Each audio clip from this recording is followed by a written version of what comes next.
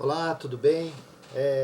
Hoje queria falar hoje nessa aula sobre a dissolução do complexo de Édipo. Nós estamos falando e lendo aqui esse volume, né, que é a edição standard brasileira das obras psicológicas completas de Sigmund Freud. O volume que eu estou lendo é o volume 19, de 1923 a 1925, né, intitulado como O Ego e o Id, uma neurose demoníaca do século XVII e outros trabalhos. Eu estou aqui lendo na página 217 o que Freud diz sobre a dissolução do complexo de Édipo. Então eu queria falar um pouquinho com você nessa aula sobre isso. Como eu tenho buscado falar Freud por Freud, né?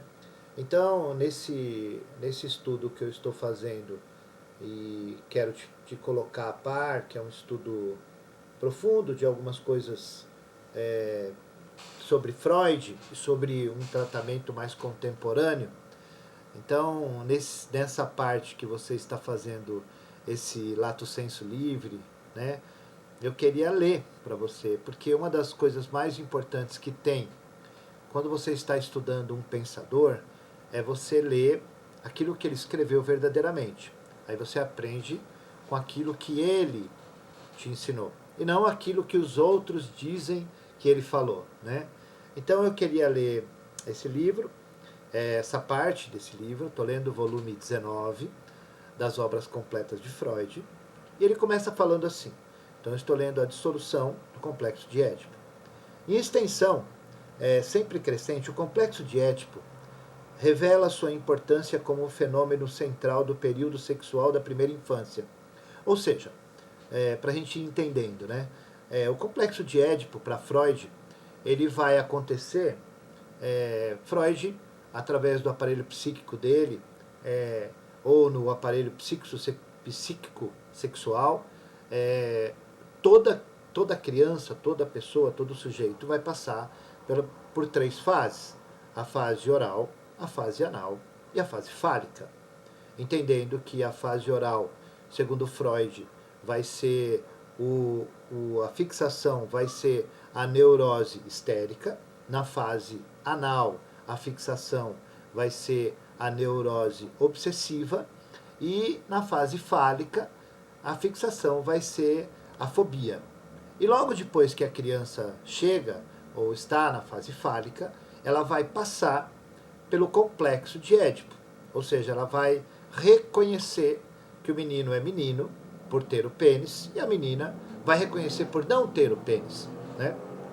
Por isso que ele fala na primeira infância. Após isso, se efetua sua dissolução. Ele sucumbe à regressão, como dizemos, e é seguido pelo período de latência. Ou seja, o complexo de Édipo, então, vai estar entre o período, entre a fase fálica e a fase de latência. Nesse período, a criança vai ter o complexo de Édipo. E como Freud bem coloca aqui, quando ele escreve a dissolução do complexo de Édipo, ele está falando que vai haver uma destruição, vai haver algo terrível na vida da criança, que é o que ele está falando por aqui. Ele fala assim: ainda não se tornou claro, contudo, o que é que ocasiona sua destruição ou sua dissolução do complexo de Édipo. As análises parecem demonstrar que é a experiência de desapontamentos penosos, como eu falei. A menina gosta de considerar-se como aquilo que seu pai ama acima de tudo o mais. Porém, chega a ocasião em que tem de sofrer de parte dele uma dura punição e é tirada para fora de seu paraíso ingênuo. O menino encara a mãe como sua propriedade, mas um dia descobre que ela transferiu seu amor e sua solicitude para um recém-chegado. A reflexão deve aprofundar nosso senso de importância dessas influências, que que ela enfatizará o fato de serem inevitáveis experiências aflitivas desse tipo, que agem em oposição ao conteúdo do complexo. Ou seja, nós temos então aí duas situações interessantes para se avaliar. Primeiro, que a menina, ela acha que o pai, que ela pode dar um filho para o pai. E o menino tem a posse da mãe. Né? Então aí começa-se o complexo. A menina, ela é tirada dali, ela percebe que ela não pode fazer isso com seu pai, que é uma rival, que a mãe vai fazer isso por ela. E o menino vai descobrir também que ele não pode possuir a mãe, né? Porque está chegando outro bebê e a mãe está gostando dele também. E vai ter que dividir com o pai. Então, o Édipo, ele não é uma situação muito simples, como a gente falou, não é simplesmente o mito, porque às vezes quando a gente fala do mito, né, de Laio, de Jocasta e de Édipo, que é esse trio mítico, né, que ele vai matar o pai e vai casar-se com a mãe de forma sem saber, inconsciente, você sabe o mito, não queria me ater nisso, mas é algo penoso, é algo dolorido. Nós estamos falando de algo muito sério na vida de todas as pessoas. E isso pode traumar. Por isso que é inevitável essas experiências sejam aflitivas e doloridas. Freud continua dizendo, mesmo não ocorrendo nenhum acontecimento especial, tal como os que mencionamos como exemplo, a ausência da satisfação esperada, a negação continuada do bebê desejado, devem ao final levar o pequeno amante a voltar as costas ao seu anseio sem esperança. Assim, o complexo de Édipo se encaminhará para a destruição por sua falta de sucesso, pelos efeitos de sua impossibilidade direta. Quando a menina tem certeza que não vai ter um filho com seu pai, não pode dar um filho para ele, ela se decepciona tanto que ela vai ter que dar as costas e ela vai ter que retomar a vida depois desse período de latência. O menino, mesma coisa. Quando ele tem certeza que ele, o menino, ele não pode possuir a mãe e nem combater esse rival chamado pai, ele vai ter que dar as costas a isso e vai ter que viver como no mito, vai ter que viver cego e andante, que é assim que termina o mito Édipo. Né? Depois que acontece tudo o que acontece, ele fura os dois olhos e vira um andante. Como se Freud quisesse dizer, eu preciso negar o meu pai e a minha mãe, eu não posso possuí-los em todos os sentidos, eu vou ter que possuir outro, então eu preciso negar isso e preciso viver a minha vida. Então, a dissolução do complexo de Édipo, na realidade é uma desconfiguração, uma destruição daquilo que nós montamos. E nós vamos começar a vida errantes e andantes, como Édipo. Né? Ele vai dizer também que o Édipo ele é algo que acontece na vida da gente. É muito interessante o exemplo que Freud usa aqui, nessa parte. Ele fala assim, outra visão é a de que o complexo de Édipo deve ruir porque chegou a hora para a sua desintegração. É algo natural, não é algo forçado. Tal como os dentes de leite caem quando os permanentes começam a crescer. Entendeu o exemplo? Então, assim, o complexo de Édipo, ele tem que ser destruído, que acabar. Para quê? Para que o superego, né, para que as formações de lei, de constituições daquilo que foi ensinado no mundo externo, no mundo da consciência, possa chegar à criança. Um exemplo muito interessante é quando a criança ela passa por esse período fálico e pelo complexo de Édipo, normalmente ela fala assim para os pais, papai, eu já sei o que eu tenho que fazer. A criança entra dentro do carro, por exemplo, e ela já vai para o banco de trás e fala assim, papai, eu já sei, eu tenho que colocar o cinto e ficar aqui encostado. Ou seja, esse eu já sei, papai, significa que o Édipo dele já foi destruído, né? Porque o herdeiro do Édipo é o superego, segundo Freud. Quem vai assumir o complexo de Édipo, toda a formação oral, anal, fálica e o complexo é o superego, que Freud vai chamar mais lá na frente de princípio de realidade, né? E que nós vamos trabalhar isso em outras aulas também. E nós estamos falando aqui só da dissolução do complexo de Édipo. Então ele é como se fosse o dente de leite, já viu? Toda criança tem um dente de leite. Por que que cai o dente de leite? Porque é natural. Para quê? Para que venha algo permanente. Então o complexo de Édipo ele precisa se encerrar para que venha o superego, para que daí a criança assuma o seu supereu, o seu ideal do eu, né? O ideal do ego, e comece a viver a sua vida. Como? Como um ser sem olho e errante. Nós vamos para a vida, como a vida nos oferece, né? Não podemos ficar fixados em algo. Então o Édipo precisa ser destruído. Nós passamos por ele, mas nós precisamos entender que ele vai ser destruído. Embora a maioria dos seres humanos passe pelo complexo de Édipo como uma experiência individual, ele constitui um fenômeno que é determinado e estabelecido pela hereditariedade e que está fadado a findar de acordo com o programa, ao instalar-se a fase seguinte, pré-ordenada de desenvolvimento, que é a latência. Assim sendo, não é de grande importância quais as ocasiões que permitem tal ocorrência, ou, na verdade, que ocasiões desse tipo possam ser de algum modo despertados. A justiça dessas opiniões não pode ser discutida. Ademais, elas são compatíveis. Há lugar para a visão ontogenética, lado a lado com a filogenética. Ou seja, a filogenética é o que? É o desenvolvimento natural do ser humano, da espécie. E a ontogenética é como nós vamos nos desenvolver. Então Freud está dizendo que o complexo de Édipo ele faz parte da espécie chamada espécie humana. Isso é uma afirmação de Freud. Por isso é filogenético, por isso é ontogenético. De consequências bem maiores. Também procede que, mesmo no nascimento, o indivíduo está inteiramente destinado a morrer. E talvez sua disposição orgânica já possa conter a indicação daquilo que se deve morrer. Freud, aqui, em 1925, já está falando de neurociência, né, de genomas, está falando aqui de coisa interessante, ou seja, quando a criança nasce, ela já tem em si um código de como ela vai morrer. Hoje, né, no ano 2000, 2016, para ser mais exato, nós sabemos que isso é verdade. E ele afirma aqui na destruição do Édipo, que a destruição, a dissolução do Édipo é um processo de desenvolvimento da espécie, chamado espécie humana. Porque isso vai abrir portas para que a gente possa nos entender. Isso é o mais importante. Não obstante, continua a ser de interessante acompanhar esse programa inato.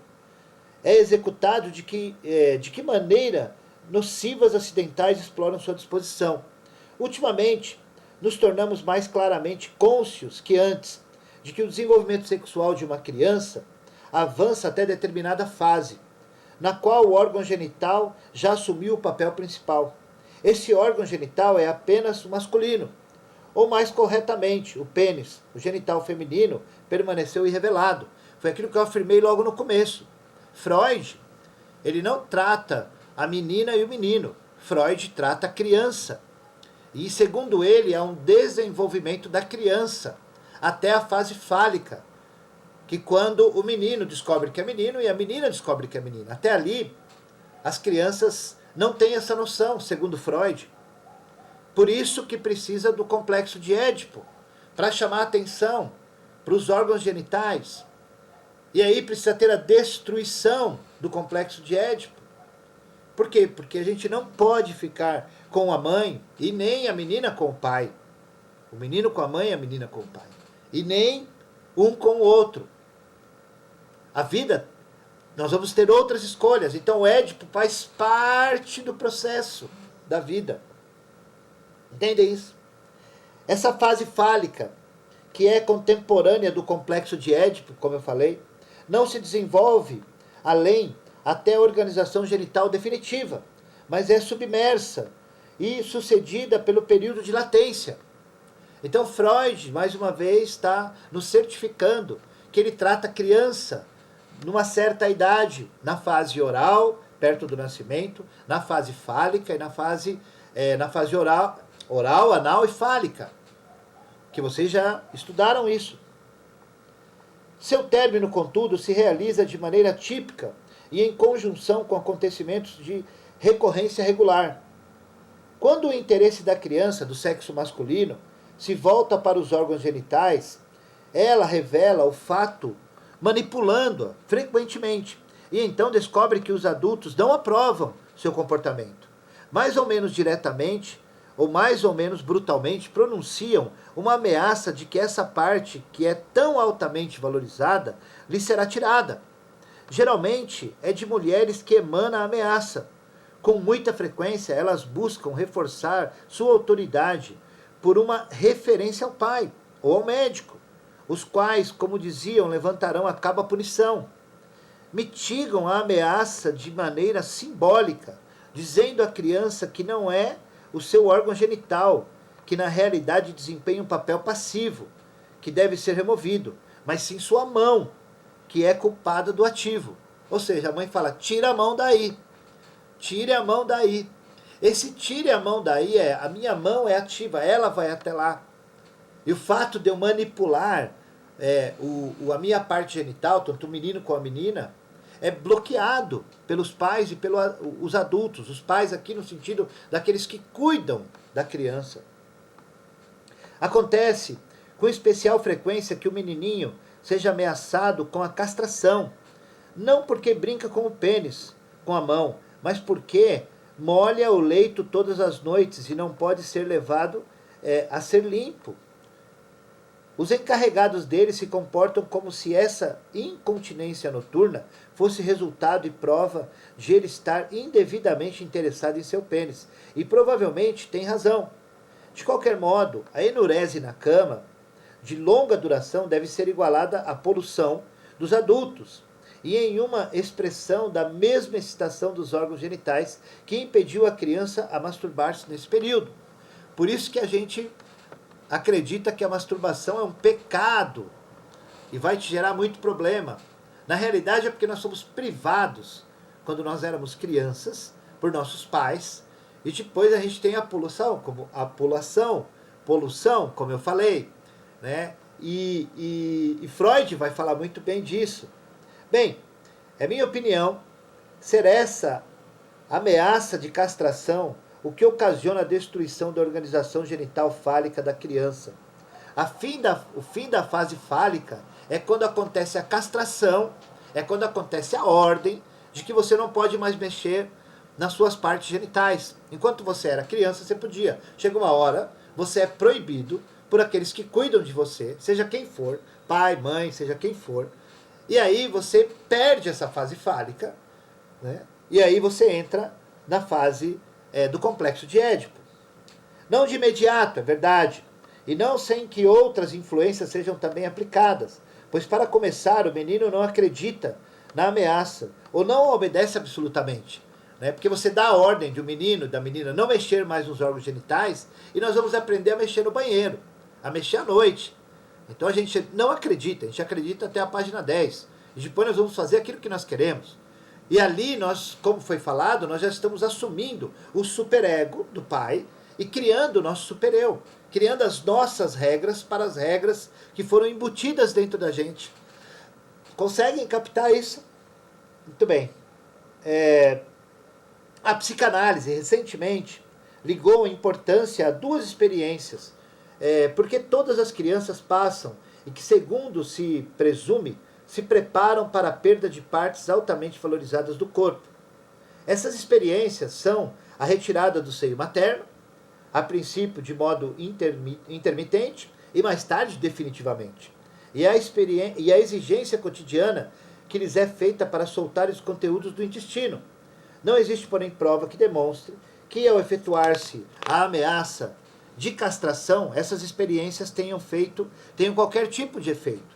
Somente quando uma nova experiência lhe surge no caminho, que a criança começa a avaliar a possibilidade de ser castrada, fazendo-o apenas de modo hesitante e de má vontade, não fazer esforço para depreciar a significação de algo que ela própria observou. A observação que finalmente rompe sua descrença é a visão dos órgãos genitais femininos.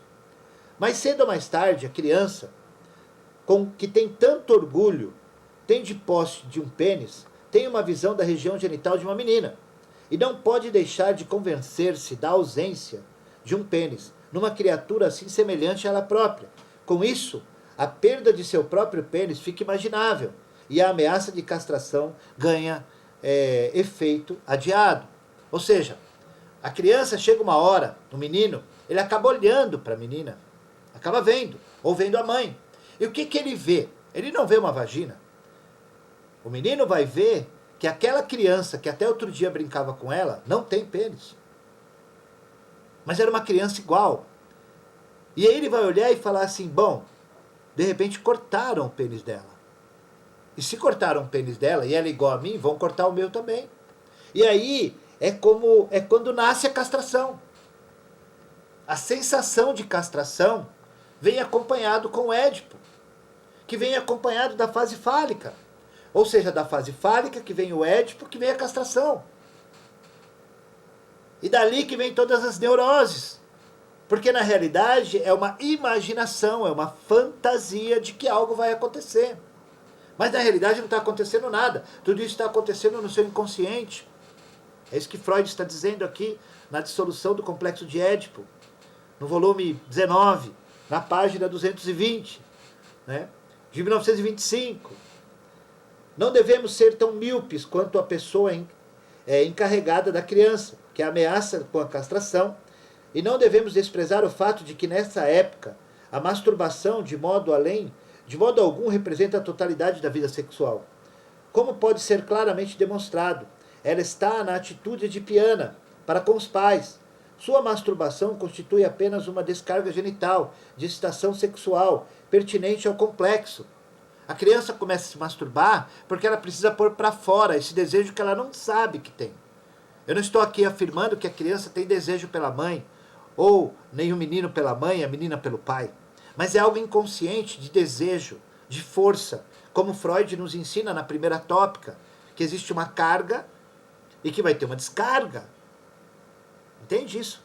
Uma carga que vai ter descarga, ou seja, um desprazer que vai ter que ter um prazer lá na frente, que a gente já falou isso. O complexo de Édipo ofereceu à criança duas possibilidades de satisfação, uma ativa e outra passiva. Ela poderia colocar-se no lugar de seu pai, a maneira masculina, e ter relações com a mãe, como tinha com o pai, caso em que cedo teria sentido o último como um estorvo, ou poderia querer assumir o lugar da mãe e ser amado pelo pai, caso em que a mãe se tornaria supérflua. A criança pode ter tido apenas noções muito vagas quanto ao que constituiu uma relação erótica satisfatória, mas certamente o pênis devia desempenhar uma parte nela, pois as sensações em seu próprio órgão eram prova disso. Até então não tivera ocasião de duvidar que as mulheres possuíam pênis. E assim, como que acontece então o fim do complexo de Édipo? Está nessa parte. Agora, porém, sua aceitação da possibilidade de castração, seu recolhimento de que as mulheres eram castradas, punha fim às duas maneiras possíveis de obter satisfação do complexo de Édipo, de vez que ambas acarretavam a perda de seu pênis. A masculina como uma punição resultante e a feminina como uma recondição. Se a satisfação do amor no campo do complexo de Édipo deve custar à criança o pênis, está fadado a surgir um conflito entre seu narcísico nesta parte do seu corpo e a catexia libidinal de seus objetos parentais. Nesse conflito, triunfa normalmente a primeira dessas forças, ou seja, o ego da criança volta as costas ao complexo de Édipo. O menino não pode possuir a sua mãe e não tem necessidade de ter o pai como um concorrente, como um castrador. A menina não precisa dar um filho para o pai e nem ter a mãe como concorrente. Eles dão a costa a isso e falam, eu posso ter a minha vida. E aí o complexo de Édipo, dentro da normalidade do ser humano, é destruído, é dissolvido. E a pessoa entra em latência e vai viver a sua vida, como eu falei, com os olhos furados e andante, como o final do mito de Édipo. A autoridade do pai, ou melhor, descrevi noutra parte como esse afastamento se realiza. Freud escreve isso, particularmente no capítulo 3, o ego e o id, na página 43, que você vai mesmo nesse volume 19. As catexias de objeto são abandonadas e substituídas por identificações. Eu já falei, a gente já falou sobre catexia. Catexia é energia, que é libido, que é produzido, que está ali dentro do id, do isso, do id, que está dentro do inconsciente e que tenta sair. E lá fora nós vamos ter o quê? Lá fora que eu digo, na parte da consciência, nós vamos ter a repressão, que é conhecido também como anticatexia, que vai ser administrado pelo superego e pelo ego. Mas não é sobre isso que a gente está falando. A autoridade do pai ou dos pais é introjetada no ego, e aí forma o núcleo do superego, que assume a severidade do pai e perpetua a proibição deste contra o incesto. Então, quando termina o complexo de Édipo, o superego, que é o herdeiro do Édipo, ele assume, mas o que é assumido? Tudo aquilo que o pai ensinou. E o que o pai, aquele castrador, nos ensinou? Que nós não podemos fazer o incesto. Eu não posso possuir meus pais. Isso é o princípio básico. E quando eu sou castrado disso, essa é a castração, eu não posso possuir a minha mãe. A menina não pode possuir o pai, é o incesto. Quando isso inconscientemente cai sobre mim, o que acontece? Eu recebo o superego. E o que é o superego? São todas as leis, todas as regras, tudo aquilo que os nossos progenitores nos ensinaram. E nós assumimos isso e criamos um supereu. Ou seja, eu vou pegar todas essas ideias e vou criar as minhas ideias. É isso que ele está falando. A autoridade do pai ou dos pais é introjetada no ego da criança e aí forma o núcleo do superego, que assume a severidade do pai e perpetua a proibição deste contra o incesto, defendendo assim o ego do retorno da catexia libidinal. Cria-se uma repressão externa que vai jogar isso para dentro. Entende? E aí eu vou desenvolver, vou fazer a destruição do Édipo e assumir o superego ou o princípio da realidade. As tendências libidinais pertencentes ao complexo de Édipo são em parte dessexualizadas e sublimadas, coisa que provavelmente acontece com toda transformação e uma identificação, e em parte são inibidas em seu objetivo e transformadas em impulsos de afeição. Todo o processo, por um lado, preservou o órgão genital, afastou o perigo de sua perda, e por outro, paralisou, removeu sua função.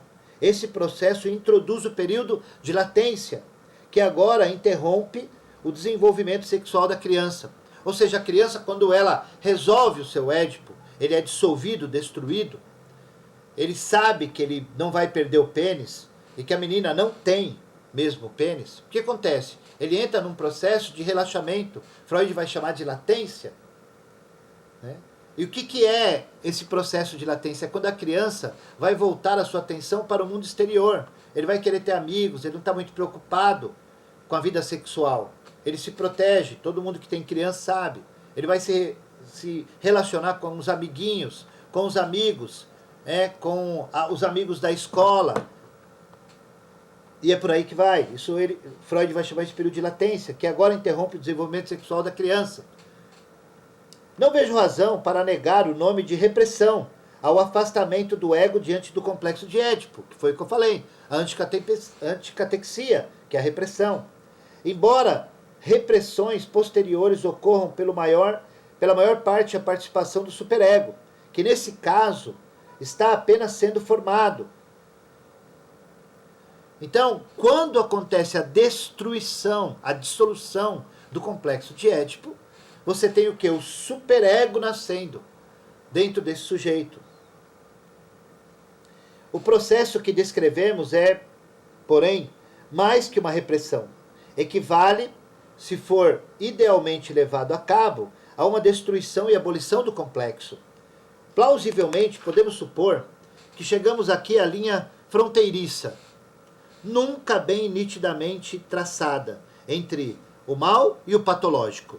Se o ego, na realidade, não conseguiu muito mais que uma repressão do complexo, este persiste em estado inconsciente no id e manifestará mais tarde seu efeito patogênico. Se a criança não destrói o complexo de Édipo e recebe o superego e transforma o seu supereu, o que vai acontecer, segundo Freud? Ele vai ter problema. Por isso que nós falamos que a pessoa está fixada no complexo de Édipo. Por que a pessoa está fixada no complexo de Édipo? O que significa isso? Significa que ele não destruiu esse complexo. Ou seja, ele está ligado. A criança acaba ficando ligada aos progenitores. O menino ligado à sua mãe e a menina ligada a seu pai. O que vai acontecer mais tarde? Nós vamos repetir. Não é muito difícil você saber, você conhecer alguém que casou com a mãe. Mas não com a mãe dele, mas casou com alguém parecido com a mãe, ou seja, ele repetiu. Por quê? Porque isso vai ser recalcado, e tudo que é recalcado é repetido. O que está na memória a gente lembra, mas o que está recalcado repete. Então eu não lembro, eu não sei. Reprimido e recalcado, lembra? A manifestação tardia é porque nós passamos pelo processo de latência, é esquecido, é recalcado, e lá na frente nós vamos repetir. A observação analítica capacita-nos a identificar ou adivinhar essas vinculações entre a organização fálica, o complexo de Édipo, e a ameaça de castração, a formação do superego e o período de latência. Vou ler de novo. A observação analítica capacita-nos a identificar ou adivinhar essas vinculações entre as organizações fálica, o complexo de Édipo, a ameaça de castração, a formação do superego e o período de latências. Essas vinculações justificam a afirmação de que a destruição do complexo de Édipo é ocasionado pela ameaça de castração. Quando a criança tem a ameaça de castração inconsciente, quando ele acha que ele vai perder o pênis, por quê? Porque ele vê na menina que a menina não tem, e a menina olha e fala, eu já perdi, e ele vai perder. Isso é a castração. Você destrói o Édipo, você fala, então eu não quero a minha mãe, eu não quero meu pai, e eu vou viver a minha vida como cego e andante. Entenderam? É por aí. Mas isso não nos livra do problema. Há lugar para uma especulação teórica, que pode perturbar os resultados a que chegamos, ou colocá-los sob nova luz. Antes de nos fazermos a esse caminho novo, contudo, devemos voltar-nos para uma questão que surgiu no decorrer desse debate e que até agora foi deixada de lado, que é o processo descrito. O processo descrito refere-se, como foi expressamente dito, somente a crianças do sexo masculino. Como se realiza o desenvolvimento correspondente nas meninas? Como que o Édipo acontece nas meninas? Freud vai falar sobre isso. Nesse ponto, nosso material, por alguma razão incompreensível, tornou-se muito obscuro e cheio de lacunas. Também o sexo feminino desenvolve um complexo de Édipo, um superego e um período de latência. Será que também podemos atribuir-lhes uma organização fálica e um complexo de castração? A resposta é afirmativa. Mas essas coisas não podem ser as mesmas como são nos meninos. Aqui, a exigência feminista de direitos iguais para o sexo não nos leva muito longe, pois a distinção morfológica está fadada a encontrar impressão em diferentes partes de desenvolvimento psíquico. A anatomia é o destino. Para variar, um dito de Napoleão. O clítoris da menina inicialmente comporta-se exatamente como um pênis. Porém, quando ela efetua uma comparação com o companheiro de brinquedo, de brincadeiras de brinquedo do outro sexo, percebe que se saiu mal e sente isso como uma injustiça feita a ela e como fundamento para a inferioridade. Por algum tempo ainda, consola-se com a expectativa de que mais tarde, quando ficar mais velha, adquirirá um apêndice tão grande quanto o do menino. Ela imagina que vai ter esse pênis. Aqui o complexo de Édipo de masculinidade das mulheres se ramifica.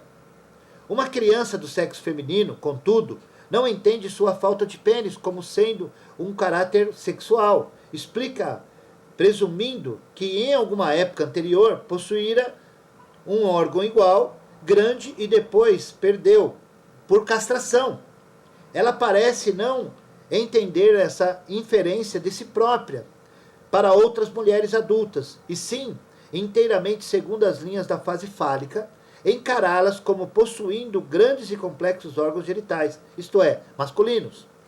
Dá-se assim a diferença essencial de que a menina aceita a castração como um fato consumado, ao passo que o menino teme a possibilidade da ocorrência. Então a menina, segundo Freud, vai ficar frustrada, vai ter frustração, porque ela tem certeza que já teve o pênis e perdeu. E o menino, por ter e ver na menina, na fase fálica, que ele vai perder, ele tem a sensação de castração e de medo. Por isso, a diferença entre menino e menina. Uma vai ficar frustrada porque achou que não tinha, que tinha e perdeu, e o outro vai ficar com medo de perder. São castrações parecidas, mas que vão gerar pessoas totalmente diferentes entre homens e mulheres. Estando assim excluído na menina o temor da castração, cai também um motivo poderoso para o estabelecimento de um superego e para a interrupção da organização genital infantil. Nela, muito mais que o menino, essas mudanças parecem ser resultado da criação e da intimidação oriunda do exterior, as quais a ameaçam com uma perda do amor. O complexo de Édipo da menina é muito mais simples que o do pequeno portador do pênis. Em minha experiência, raramente ele vai além de assumir o lugar da mãe e adotar uma atitude feminina para com o pai. Para Freud, o complexo de Édipo da menina é mais simples. Por quê? Porque, como ele fala, ela quer tomar o lugar da mãe e assumir uma atitude feminina para com o pai. Essa é a diferença. E isso vai trazer uma frustração. Por quê? Porque ela não pode assumir a função da mãe para o pai. Ela não pode dar um filho para o pai. E nem ter a mãe como concorrente. E isso frustra ela. Isso é um tipo de castração. E isso vai fazer com que ela negue. Ela negando, ela passa pelo Édipo. Toda vez que eu nego isso, eu não posso dar um filho para o meu pai. Eu não posso brigar com a minha mãe.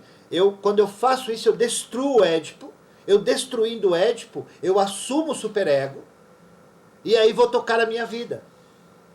A renúncia ao pênis não é tolerada pela menina sem alguma tentativa de compensação. Ela desliza ao longo da linha de uma equação simbólica, poder-se-ia dizer, do pênis para um bebê. Eu não posso ter o pênis, mas eu posso ter um bebê. Que é isso que a criança faz. Tudo bem, você tem pênis, mas eu posso ter um bebê.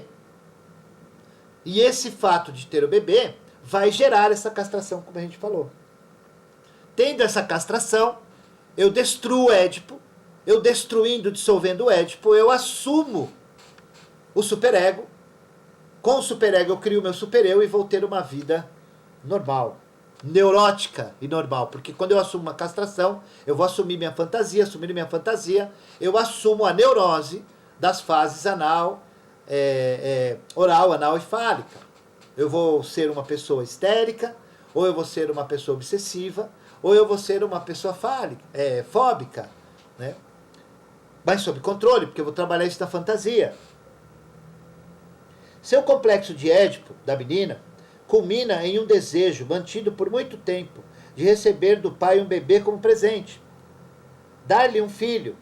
Tem-se a impressão de que o complexo de Édipo é, então, gradativamente abandonado, de vez que esse desejo jamais se realizará. Ela não pode ter. Então ela vai deixando. Os dois desejos, possuir um pênis e um filho, permanecem fortemente catequizados no inconsciente e juntam a preparar a criatura do sexo feminino para seu papel posterior. A intensidade comparativamente menor da contribuição sádica ao seu instinto sexual, que fora de dúvida podemos vincular ao crescimento retardado do seu pênis, torna mais fácil, no caso dela, transformarem-se as tendências sexuais diretas em tendências inibidas quanto ao objetivo de tipo afetuoso. Ou seja, a mulher vai buscar um amor. Por quê? Porque ela tem carências. E o homem vai ficar mais fálico, vai ter mais medo. Então o homem é mais medroso, a mulher é mais corajosa, por aí vai. Podemos falar mais sobre isso. Mas nós estamos falando aqui que a castração, então, essa castração individual, de que a menina não pode dar um pai para o filho, dar um filho para o pai, e para o menino que não pode possuir a sua mãe, essa castração vai destruir o complexo de Édipo, dissolvendo o complexo de Édipo. Nós vamos ter o superego, e esse superego ele vai vir, e nós vamos criar daí um supereu, um ideal do ego, e aí nós vamos viver, e nesse período de latência, isso vai se acomodar na vida do ser falante. Né? Vamos ler aqui o final. Deve-se admitir, contudo, que nossa compreensão interna, os insights, desse processo de desenvolvimento em meninas em geral, é insatisfatório, incompleto e vago. Freud não quer mexer com isso, sobre a mulher. Lacan vai mexer, e nós vamos falar um pouco sobre isso quando a gente chegar em Lacan. Jung também vai mexer. Não tenho dúvida de que as relações cronológicas e causais aqui descritas entre o complexo de Édipo, a intimidação sexual, a ameaça de castração, a formação do superego e o começo do período de latência são de gênero típico, porém não desejo asseverar que esse tipo seja o único possível. Variações na ordem cronológica e na vinculação desses eventos estão fadados a ter um sentimento muito importante no desenvolvimento do indivíduo. Freud não quer traçar um processo cronológico, mas ele diz que é assim que acontece. Nós vamos ter um processo oral, anal, fálico.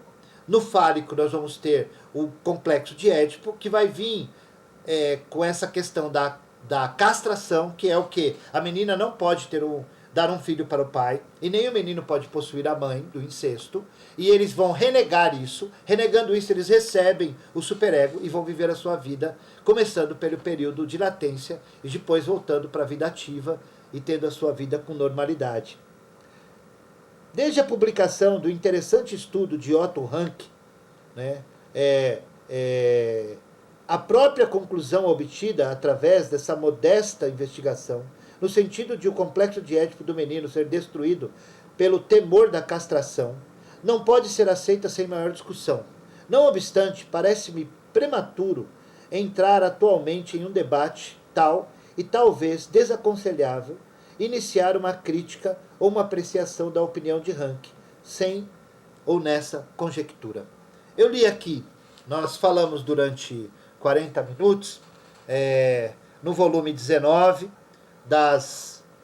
da edição Standard Brasileira das Obras Psicológicas Completas de Sigmund Freud, na página 215 a 224, foi onde eu li essa parte que ele chama de a dissolução do complexo de Édipo. Eu queria falar com você, queria deixar essa aulinha com você. Eu acho que era uma aula pertinente para a gente discutir mais sobre isso. Até Freud, ele deixa aberto para discussão, mas a dissolução do complexo de Édipo é coisa muito interessante. Todos nós vamos passar, né? Então nós vamos ter, dentro do aparelho psíquico, sexual de Freud, a fase oral, anal e fálica. Na fase fálica, nós vamos ter, então, o complexo de Édipo. O complexo de Édipo ele vai ser destruído normalmente, ou dissolvido, através da castração, que para o menino eu não posso possuir a minha mãe, é um incesto, e a menina, eu não posso dar um filho para meu pai. E aí essas duas castrações vão fazer com que eles neguem o Édipo, os pais, e eles vão passar a ter o quê? O superego, aquilo que os pais ensinaram e deram para eles como lei. Eles vão incorporar isso, e isso vai gerar neles um supereu, um superego, ou seja, o que eu vou fazer com isso que eu recebi, e vou viver cego e andante, como é assim que termina o mito de Édipo, e aí a gente vai viver uma vida normal. Essa é a normalidade. A patologia é quando você fica fixado e você não passa por esse processo, e aí você vai ter outras situações e aí a gente vai falar em outras aulas, tá bom? Então, um beijo grande, muito obrigado. Espero que você tenha gostado dessa aula da dissolução do complexo de Édipo. E lembra, eu estou falando Freud por Freud. Eu estou lendo Freud, não é aquilo que eu imagino, mas aquilo que está escrito nas obras de Freud. Tá bom? Um beijo, fica bem. Tchau, tchau.